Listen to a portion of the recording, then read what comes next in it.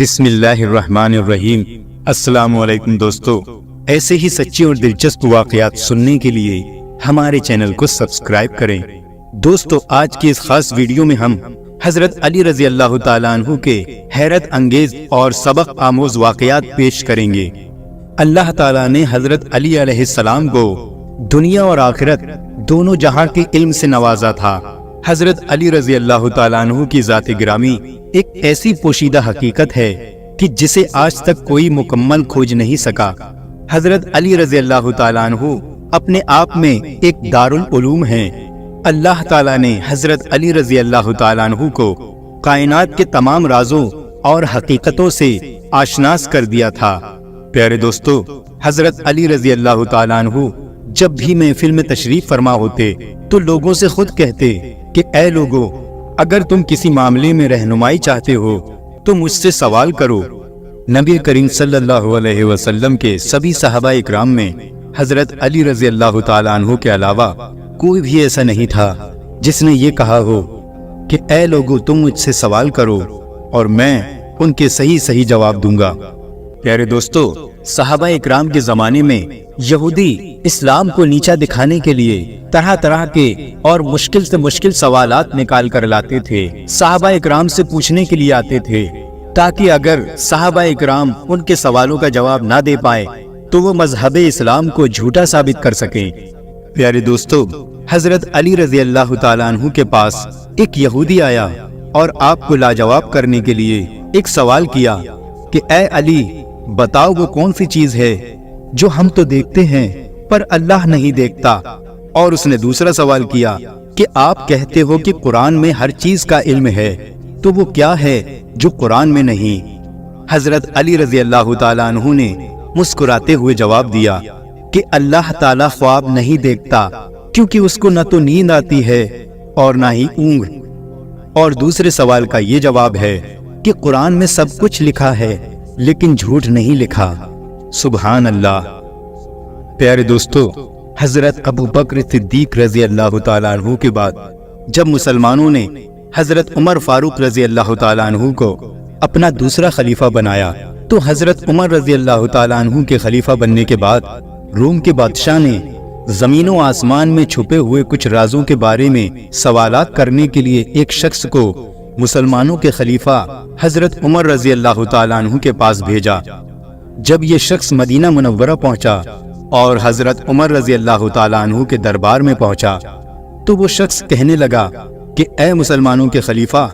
میں بادشاہ روم کی طرف سے آپ کے پاس زمین و آسمان میں موجود چھپے ہوئے کچھ رازوں کے بارے میں سوالات کرنے کے لیے آیا ہوں، کیونکہ ہم نے یہ سنا ہے کہ آپ کے نبی نے وہ آخری نبی ہونے کا دعویٰ کیا تھا جس آخری نبی کا ذکر ہماری توریت اور انجیل جیسی کتابوں میں ہے۔ اگر آپ کے نبی نے آخری نبی ہونے کا دعویٰ کیا تھا تو میں کچھ سوالات آپ سے کرنا چاہتا ہوں، اور اگر آپ نے میرے ان سوالوں کا صحیح جواب دے دیا تو میں اپنے بادشاہ کو یہ خبر پہنچا دوں گا کہ یقیناً مسلمانوں کے نبی ہی وہ آخری نبی ہے جن کا ذکر ہماری کتابوں میں موجود ہے۔ لیکن اے خلیفہ، اگر آپ نے میرے سوالوں کا صحیح جواب نہیں دیا تو یقیناً آپ کا نبی جھوٹا ہے، معاذ اللہ۔ جب حضرت عمر رضی اللہ تعالیٰ عنہ نے یہ سنا تو انہوں نے فرمایا، اے خدا کے بندے، جان لو کہ ہمارے نبی ہی وہ آخری نبی ہے کہ جس آخری نبی کا ذکر توریت، زبور اور انجیل میں موجود ہے۔ تم مجھ سے جو بھی سوال کرنا چاہتے ہو بے شک کر سکتے ہو۔ اتنا سن کر وہ شخص کہنے لگا، تو پھر میرا پہلا سوال یہ ہے کہ آخر زمین میں وہ ایسی کون سی جگہ ہے جہاں پر صرف ایک مرتبہ سورج کی روشنی پڑی اور پھر اس کے بعد اس جگہ پر آج تک کبھی بھی سورج کی روشنی نہیں پڑی؟ لہٰذا آپ مجھے اس جگہ کے بارے میں بتائیں۔ میرا دوسرا سوال یہ ہے کہ جیسا کہ زمین پہ ہر درخت پانی کی وجہ سے پیدا ہوتا ہے، لیکن اس زمین پہ وہ ایسا کون سا درخت ہے کہ جو درخت بغیر پانی کے پیدا ہوا؟ آپ مجھے اس درخت کے بارے میں بتائیں۔ اور میرا تیسرا سوال یہ ہے کہ وہ ایسی کون سی چیز ہے کہ جس کے نہ تو ہاتھ ہیں نہ پاؤں ہیں اور نہ ہی کوئی جسم ہے، بس اس کا صرف منہ ہے۔ چوتھا سوال یہ ہے کہ وہ ایسی کون سی چیز ہے جس کے نہ ہاتھ ہے نہ ہی کوئی پاؤں ہیں، لیکن ہاتھ اور پیر نہ ہونے کے باوجود بھی وہ ہر وقت زمین پر सिर्फ चलती ही रहती है। इसी तरह से पांचवा सवाल ये है कि आप मुझे उस पेड़ के बारे में बताएं कि अगर कोई इंसान घोड़े की रफ्तार से 100 साल तक उस दरख्त के साए के नीचे चलता रहे तो भी उस पेड़ का साया कभी खत्म ना होगा। लिहाजा आप मुझे उस पेड़ के बारे में बताएं। छठा सवाल ये है कि मुसलमान लोग ये कहते हैं कि जन्नत में खाएंगे पिएंगे, लेकिन खाने पीने के बावजूद भी पेशाब व पाखाना नहीं करेंगे। आप लोगों की इस बात से मैं इत्तेफाक नहीं रखता। अगर आप लोगों का इस्लाम ये कहता है कि लोग जन्नत में खाएंगे भी और पिएंगे भी, तो मुझे इस बात की कोई ऐसी अक्लमंदाना दलील दें कि जिसे सुनकर मेरी अक्ल ये बात आसानी से कबूल कर ले। और मेरा आखिरी और सातवां सवाल ये है कि आप मुसलमान ये कहते हैं कि अल्लाह ताला ने जो जन्नत बनाई है तो उस जन्नत के दरवाजे भी हैं। तो अगर उस जन्नत के दरवाजे भी हैं तो फिर आप मुझे उस जन्नत के दरवाजों के तालों और चाबियों के बारे में भी बताएं।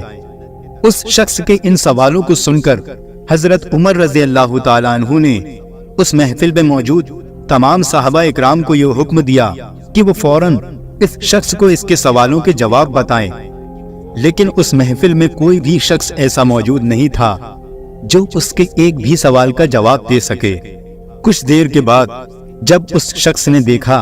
कि मेरे इन सवालों का कोई भी जवाब नहीं दे पा रहा है, तो उसने कहा कि ऐ मुसलमानों के खलीफा, यहाँ पर मौजूद कोई भी शख्स मेरे सवालों के जवाब देने में नाकामयाब है, तो लिहाजा क्या मैं ये समझूं कि आपके नबी ने आखिरी नबी होने का झूठा दावा किया था, क्योंकि हमारे नबी और पैगंबरों ने हमें आखिरी नबी की पहचान करने के लिए हमें ये कुछ सवाल बताए थे और हमसे ये कहा था कि इन सवालों के सही जवाब या तो खुद वो आखिरी नबी बता सकता है या फिर वो कि जिसे खुद आखिरी नबी ने इल्म अता किया हो, या वो उस आखिरी नबी के इल्म का वारिस हो। उस शख्स की बात सुनकर साहबा इकराम ने उस शख्स से कहा कि ऐ खुदा के बंदे, अगर तुझे इन सवालों के जवाबात चाहिए हैं तो तू हजरत अली इब्ने अबू तालिब रजी अल्लाह ताला अन्हु के पास जा, क्योंकि वही तेरे इन सवालों का जवाब दे सकते हैं। लिहाजा वो शख्स हजरत अली रजी अल्लाह ताला अन्हु के पास पहुंचा और वहां पहुंचकर उसने अपना सारा वाकया बताया और अपने सारे सवालात उनके सामने पेश कर दिए। हजरत अली ने उस शख्स के सवालों को सुनकर फरमाया, ऐ खुदा के बंदे, तेरा पहला सवाल ये है कि आखिर इस जमीन पे वो ऐसी कौन सी जगह है कि जहाँ पर सिर्फ एक मर्तबा सूरज की रोशनी पड़ी। तो ऐ खुदा के बंदे, वो जगह कि जहाँ पर सिर्फ एक बार सूरज की रोशनी पड़ी थी, वो जगह समंदर का वो हिस्सा है कि जिस हिस्से से अल्लाह के नबी हजरत मूसा अलैहिस्सलाम ने अपनी कौम को गुजारा था। अल्लाह ने हजरत मूसा अलैहिस्सलाम को यह हुक्म दिया था कि ऐ मूसा, अपना असा इस समंदर पर मारो। जैसे ही मूसा अलैहिस्सलाम ने अपना असा उस समंदर पर मारा तो समंदर फटकर दो हिस्सों में तकसीम हो गया और हजरत मूसा अलैहिस्सलाम की कौम समंदर के उस हिस्से से गुजरने लगी। जब हजरत मूसा अलैहिस्सलाम की कौम समंदर के उस हिस्से से गुजर रही थी तो समंदर के उस हिस्से पर पहली बार सूरज की रोशनी पड़ी थी। फिर इसके बाद जब हजरत मूसा अलैहिस्सलाम की कौम समंदर के उस हिस्से से गुजर गई तो वो समंदर आपस में मिल गया और वहां पर फिर से पानी भर गया। उसके बाद आज तक दोबारा फिर कभी सूरज की रोशनी नहीं पड़ी। लिहाजा वो जगह कि जहां पर सिर्फ एक मर्तबा सूरज की रोशनी पड़ी थी, तो वो जगह समंदर का यही हिस्सा है। इसी तरह तुम्हारा दूसरा सवाल है कि जमीन पर हर पेड़ पौधा पानी की वजह से पैदा होता है, लेकिन वो ऐसा कौन सा पेड़ है जो बगैर पानी के पैदा हुआ था। तो ऐ खुदा के बंदे, जान ले, वो पेड़ जो बगैर पानी के पैदा हुआ था, वो पेड़ अल्लाह ताला ने अपने नबी हजरत यूनुस अलैहिस्सलाम के लिए जमीन से एक लम्हे में उगा दिया था। जब हजरत यूनुस अलैहिस्सलाम कई दिनों तक मछली के पेट में रहने के बाद बाहर निकले तो मछली के पेट में रहने की वजह से आपके जिस्म का सारा गोश्त गल चुका था और हजरत यूनुस अलैहिस्सलाम ने और अपने जिस्म के इसी दर्द और तकलीफ की वजह से हजरत यूनुस अलैहिस्सलाम ने अल्लाह ताला से रो रो कर सेहतयाबी की दुआ मांगी थी। फिर अल्लाह ने आपकी उस दुआ को फौरन कबूल किया और एक ही लम्हे में कद्दू के बेल के इस दरख्त को जमीन से उगाकर पैदा कर दिया, جس کے پھلوں کو کھا کر حضرت یونس علیہ السلام دوبارہ سے صحتیاب ہو گئے۔ لہٰذا اے خدا کے بندے، وہ پیڑ جو بغیر پانی کے پیدا ہوا تھا، وہ یہی پیڑ ہے کہ جو پیڑ اللہ نے اپنے نبی حضرت یونس علیہ السلام کے لیے زمین سے ایک لمحے میں اگا کر پیدا کر دیا تھا۔ اور اس کے بعد تمہارا تیسرا سوال کہ وہ ایسی کون سی چیز ہے کہ جس کے نہ تو ہاتھ ہیں نہ پاؤں ہیں اور نہ ہی کوئی جسم ہے اور اس کا صرف اور صرف ایک منہ ہے۔ تو اے خدا کے بندے، جان لے کہ وہ چیز جس کا صرف اور صرف منہ ہے وہ دوزخ کی آگ ہے، کیونکہ دوزخ کی یہ آگ ہر چیز کو کھا جاتی ہے، اور دوزخ کی آگ انسان کو اس طرح سے کھائے گی جیسے کہ بھوکا جانور اپنے شکار کو چیر پھاڑ کے کھاتا ہے۔ اللہ تعالیٰ قرآن میں ارشاد فرماتا ہے کہ جب دوزخ کی آگ دور سے ان لوگوں کو دیکھے گی تو یہ لوگ دوزخ کی آگ کا جوش مار مار کے چنگھاڑنا سنیں گے۔ اے خدا کے بندے، اللہ تعالیٰ کے یہاں وہی شخص کامیاب ہے کہ جس نے اللہ اور اس کے آخری رسول کا اقرار کیا، اور وہ ہمیشہ کے لیے ناکامیاب ہے کہ جس نے اللہ اور اس کے آخری نبی کا انکار کیا۔ اسی طرح سے تمہارا چوتھا سوال کہ وہ ایسی کون سی چیز ہے کہ جو زمین پر ہر وقت صرف چلتی رہتی ہے جبکہ اس کے نہ تو ہاتھ ہیں نہ پیر ہیں۔ اے خدا کے بندے، وہ چیز جو زمین پر صرف چلتی رہتی ہے وہ پانی ہے، کیونکہ جب سے اللہ تعالیٰ نے پانی کو زمین پہ اتارا ہے تو وہ تب سے لے کر آج تک یہ پانی اسی طرح سے زمین پر ہمیشہ صرف اور صرف چلتا ہی رہتا ہے۔ اور لوگوں کے لیے اللہ تعالیٰ نے اس پانی میں ایک سیکھ رکھی ہے کہ جس طرح سے پانی اس زمین پر چلتا رہتا ہے تو اس کے چلنے کی وجہ سے اللہ تعالیٰ خود بخود زمین میں اس کے چلنے کے لیے راستہ بناتا جاتا ہے۔ تو اے انسان، تو بھی صرف ایک بار اللہ کے راستے پر چل کر تو دیکھ، بے شک اللہ تیرے لیے بھی خود بخود راستے بنائے گا۔ جو اس دنیا میں لاچاری اور بے بسی میں رہتا ہے، تیری یہ لاچاری اور بے بسی سب کے سب ختم ہو جائے گی۔ تمہارا پانچواں سوال کہ وہ ایسا کون سا درخت ہے کہ اگر کوئی انسان گھوڑے کی رفتار سے 100 سال تک اس پیڑ کے سائے کے نیچے چلتا رہے تو بھی اس پیڑ کا سایہ کبھی ختم نہیں ہوگا۔ تو اے خدا کے بندے، وہ پیڑ شجرۃ الطوبہ ہے۔ شجرۃ الطوبہ جنت کے درختوں میں سے ایک درخت ہے، اور یہ پیڑ اتنا بڑا ہے کہ اس پیڑ کی شاخیں اور ٹہنیاں جنت میں موجود ہر گھر تک پہنچتی ہیں۔ اس پیڑ کے نیچے اللہ تعالیٰ نے مشک، زعفران اور عنبر کے بڑے بڑے پہاڑ بنا رکھے ہیں۔ جنت کے اتنے بڑے اس پیڑ کی مثال ہماری اس دنیا میں سورج کی ہے، کیونکہ سورج کی روشنی اور کرنیں ہماری زمین پہ موجود ہر گھر تک پہنچتی ہیں۔ اسی طرح سے اللہ تعالیٰ ہر چیز پر قادر ہے کہ وہ ہماری دنیا میں اتنے بڑے سورج کو بنا سکتا ہے، تو بے شک وہ اللہ اس چیز پہ بھی قادر ہے کہ وہ جنت میں ایک بہت بڑا پیڑ بھی بنا سکتا ہے۔ پیارے دوستو، اس شجرۃ الطوبہ کے بارے میں اللہ تعالیٰ نے قرآن میں ارشاد فرمایا، اور جو لوگ ایمان لائے اور نیک کام کرتے رہے تو ان کے لیے جنت میں طوبہ ہے، اور یقیناً آخرت میں بھی ان کا ایک اچھا انجام ہے۔ اسی طرح سے تمہارا چھٹا سوال یہ ہے کہ اسلام کا یہ کہنا کہ جنت میں لوگ کھائیں گے پیئیں گے اور کھانے پینے کے باوجود بھی وہ پیشاب و پاخانہ نہیں کریں گے، تو اے خدا کے بندے جان لے کہ یقیناً لوگ جنت میں کھائیں گے اور پیئیں گے لیکن پیشاب و پاخانہ نہیں کریں گے۔ اس کی مثال یہ ہے کہ جیسے ہر بچہ 9 مہینے تک اپنی ماں کے پیٹ میں رہتا ہے، خوراک کی نلی سے کھاتا پیتا رہتا ہے، لیکن ماں کے پیٹ میں 9 مہینے تک کھانے پینے کے باوجود وہ پیشاب و پاخانہ نہیں کرتا۔ لہٰذا اے خدا کے بندے جان لے کہ وہ اللہ ہر چیز پر قادر ہے۔ اگر اللہ نے یہ چاہا کہ جنت میں لوگ کھائیں پیئیں لیکن پیشاب و پاخانہ نہیں کریں تو ایسا ہی ہوگا۔ تمہارا آخری اور 7واں سوال یہ ہے کہ مسلمان کہتے ہیں کہ جنت کے دروازے ہیں، لہٰذا اگر جنت کے دروازے ہیں تو پھر تمہیں جنت کے ان دروازوں کے تالوں اور چابیوں کے بارے میں بتایا جائے تو پھر جان لو جنت کے دروازوں کی یہ تالے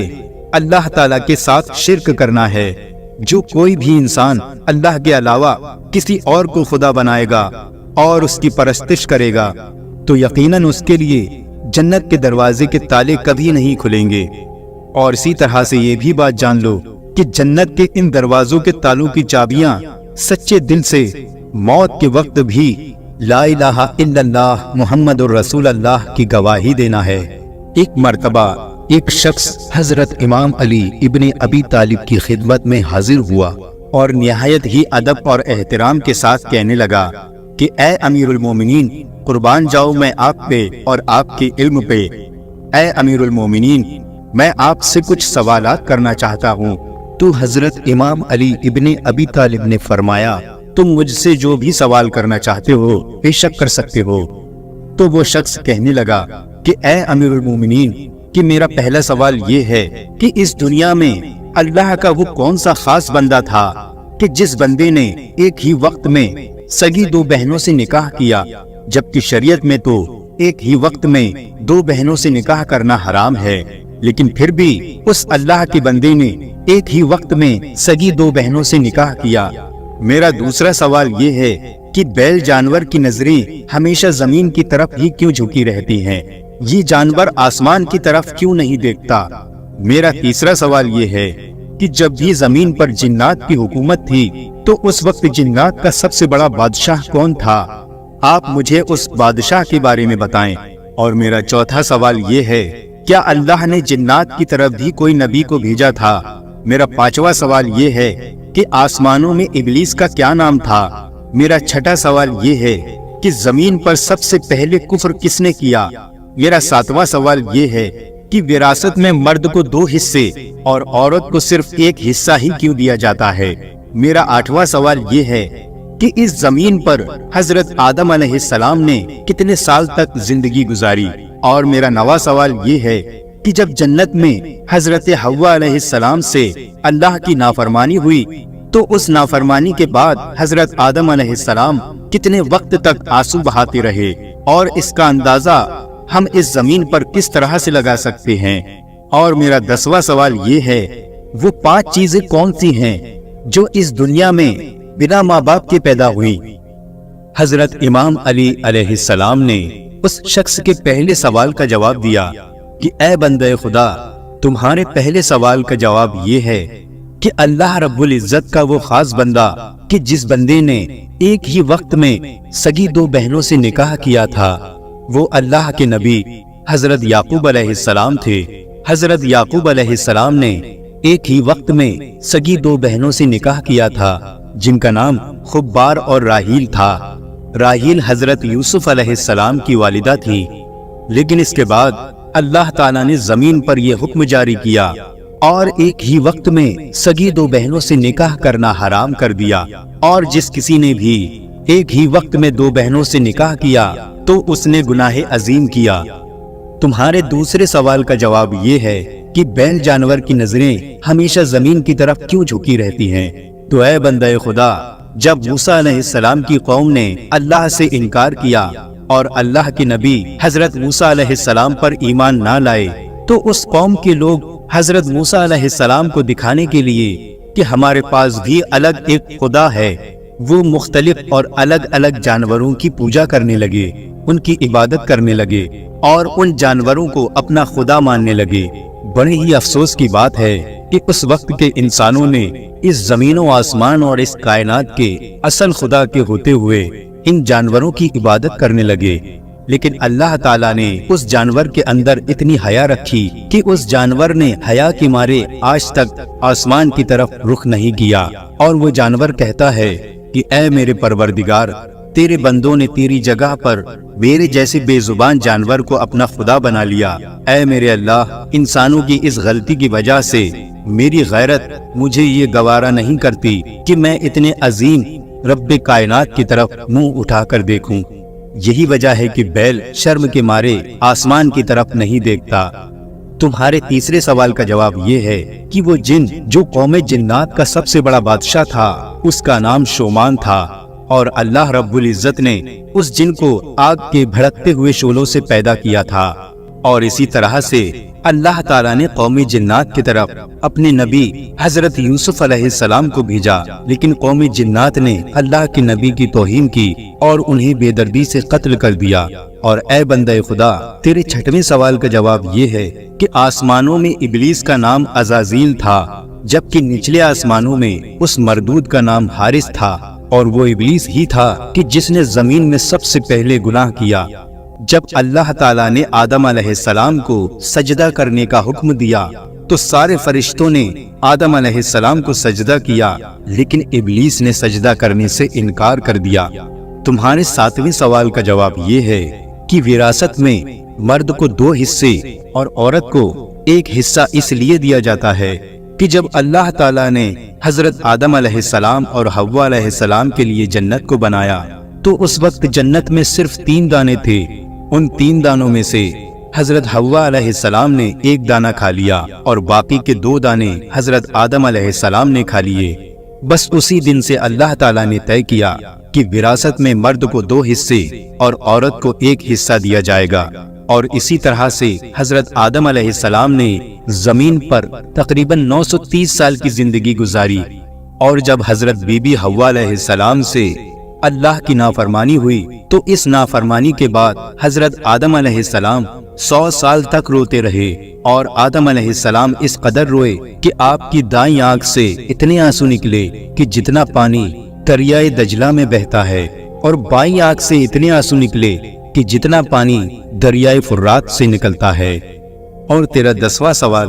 وہ چیزیں جو بنا ماں باپ کے پیدا ہوئی، ان میں نمبر 1 حضرت آدم علیہ السلام، دوسری حضرت حوا علیہ السلام، تیسری حضرت اسماعیل علیہ السلام کی قربانی کے وقت اللہ کی طرف سے بھیجا گیا وہ دمبا، چوتھی حضرت صالح علیہ السلام کی اونٹنی، اور وہ 5ویں چیز حضرت موسیٰ علیہ السلام کا عصا ہے۔ پیارے دوستو، غور کرنے والی بات یہ ہے کہ حضرت آدم علیہ السلام صرف ایک غلطی پر اللہ کے ڈر کی وجہ سے روتے رہے، لیکن یہ آدم کی اولاد 100 گناہ کرنے پر بھی اللہ کے عذاب سے نہیں ڈرتی۔ لیکن بہت ہی جلد ایک وقت ایسا آئے گا کہ جب آدم کی یہ اولاد تڑپ تڑپ کر اللہ سے معافی مانگے گی، لیکن اللہ اسے معاف نہیں کرے گا۔ پیارے دوستو، ہم سب کو اللہ کا خوف اپنے دل میں رکھنا چاہیے، اور گناہوں سے بچنا چاہیے، اور گناہوں کی توبہ کرنا چاہیے، کیونکہ آنکھ بند ہونے کے بعد توبہ قبول نہیں ہوگی۔ تو دوستو، یہ تھے چند واقعات حضرت علی مرتضیٰ رضی اللہ تعالیٰ عنہ کے۔ دوستو، اگر ویڈیو پسند آیا ہو تو اسے لائک کریں، کمنٹ کریں اور شیئر کریں، اور اسی طرح کے سچے اور دلچسپ واقعات سننے کے لیے ہمارے چینل کو سبسکرائب کریں۔ السلام علیکم ورحمۃ اللہ وبرکاتہ۔